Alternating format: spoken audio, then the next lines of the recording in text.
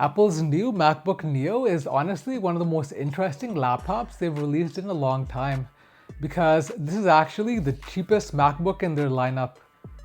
Mine is the silver color model, and after using it, I think this laptop makes sense for a very specific type of buyer.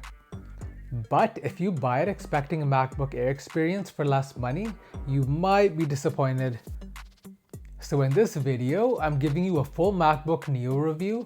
I'll be talking about the design, the display, the real performance, battery life, whether it can edit in 4K video, who should buy it and who should not buy it, and whether it's actually worth your money.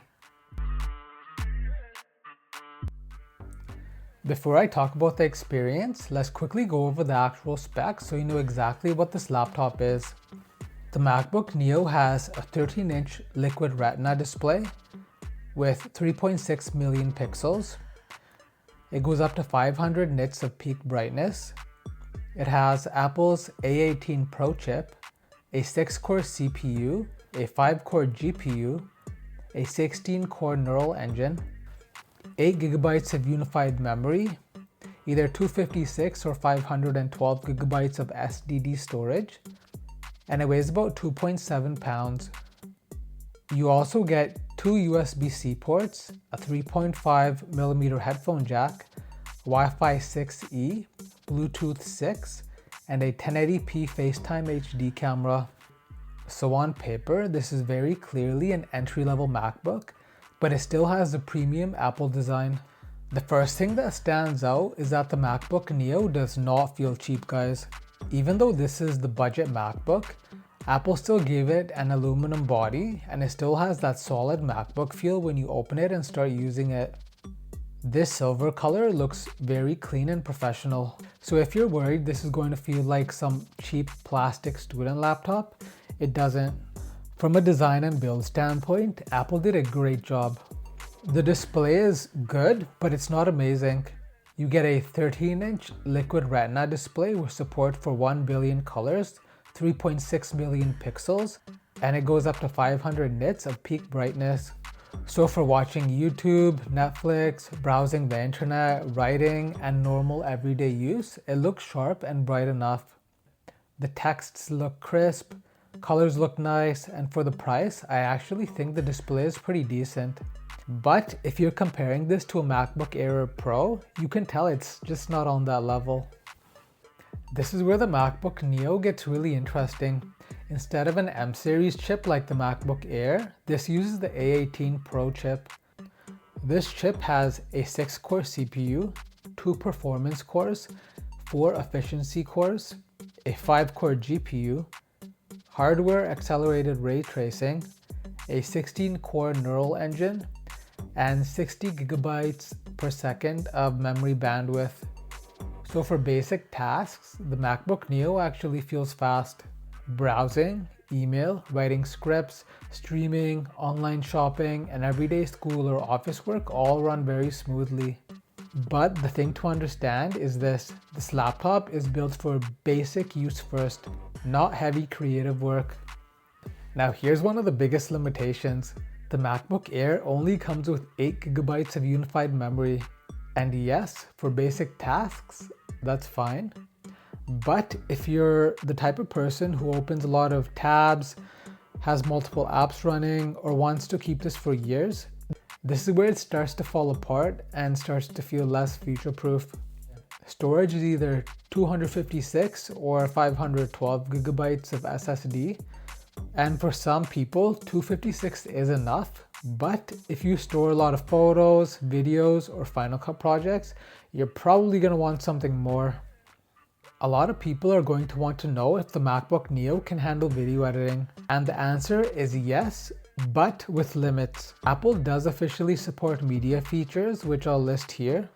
So yes, Final Cut Pro will run, and yes, you can edit 4K footage on this machine, but I would not call this a creator laptop.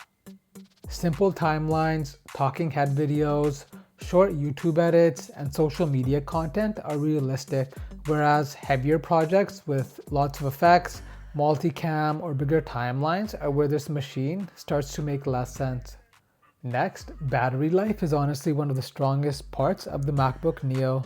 Apple rates it up to 16 hours, and in lighter real-world use, that's believable. For browsing, watching videos, writing, emails, and general use, this is the kind of laptop that can genuinely get you through the day. So for students, office users, or anyone who values portability, battery life is one of the reasons this laptop makes sense. The MacBook Neo has a Magic Keyboard and a large Apple trackpad. It also has a 1080p FaceTime HD camera and dual side firing speakers. The speakers are solid for casual watching, and the webcam is good enough for calls, school, and meetings. Port-wise though, it's pretty limited. You only get 2 USB-C ports, a headphone jack, and that's basically it. So if you use SD cards, HDMI, or a bunch of accessories, you're definitely going to want a dongle or a hub. Now let's talk about the speakers, because this is something people usually don't think about until they start using the laptop. The MacBook Neo has dual side firing speakers, and honestly, they get pretty loud. They sound clear and they get loud enough for personal use, but you're not getting the same depth or bass as something like the MacBook Air or MacBook Pro. So the way I would describe it is this: the speakers are good for everyday use, but not amazing. I think the MacBook Neo makes the most sense for students, casual users, people who want the cheapest, newest MacBook possible, and people doing mainly writing, web browsing, streaming, and light school or office work, just very simple tasks. So if that sounds like you, this laptop makes a lot of sense. However, you should probably skip the MacBook Neo if you are a serious video editor, a music producer, a developer with heavier workflows, a photographer with lots of large files, or someone who wants a laptop to grow into for years. Because the MacBook Neo is good within its lane, but it's clearly a budget MacBook. Alright guys, so overall, what do I think about the MacBook Neo?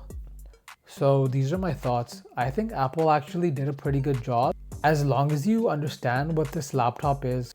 You're getting a premium aluminum build, 13-inch liquid retina display, A18 Pro chip, 8GB of RAM, 256 or 512GB of SSD, good battery life. Touch ID is also available depending on the model that you get, and you also get the full macOS experience. But you're also getting a machine that's very clearly aimed at very basic users. So my honest take is this: if you want the cheapest MacBook for everyday tasks, the MacBook Neo is actually a solid option. But if you want more performance, more longevity, or a better machine for creative work, I would tell people to save up for the MacBook Air instead. Alright guys, thanks for watching. Let me know in the comments, have you bought a MacBook Neo or do you plan on buying one? Don't forget to like and subscribe, and I'll see you guys in the next one.